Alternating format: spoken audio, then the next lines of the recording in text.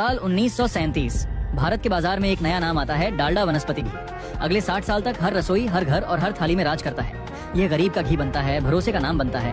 लेकिन फिर एक दिन ऐसा आता है जब लोग उसी डालडा से नफरत करने लगते हैं जिसे कभी सिर आंखों पर बिठाया था, और कुछ ही सालों में इसका पूरा एम्पायर खत्म हो जाता है। इस कहानी की शुरुआत होती है एक आदमी से, हुसैन डाडा। वह भारत में हॉलैंड से वनस्पति घी लाते थे। उस समय देसी घी बहुत महंगा था और आम लोगों की पहुंच से बाहर था, लेकिन स्वाद और खुशबू के साथ एक सस्ता विकल्प चाहिए था। फिर आते हैं लीवर ब्रदर्स, जो हुसैन दादा के साथ मिलकर 1937 में एक नया ब्रांड बनाते हैं। डाडा में अपना एल जोड़कर नाम रखा जाता है डालडा।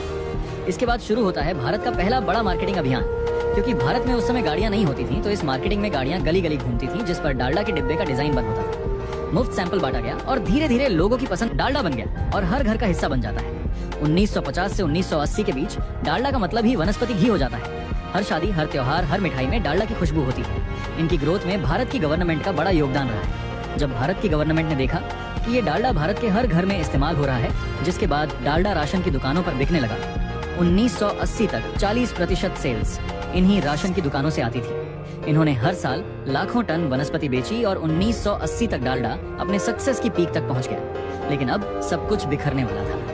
1990 के बाद लोग स्वास्थ्य के प्रति जागरूक होने लगे।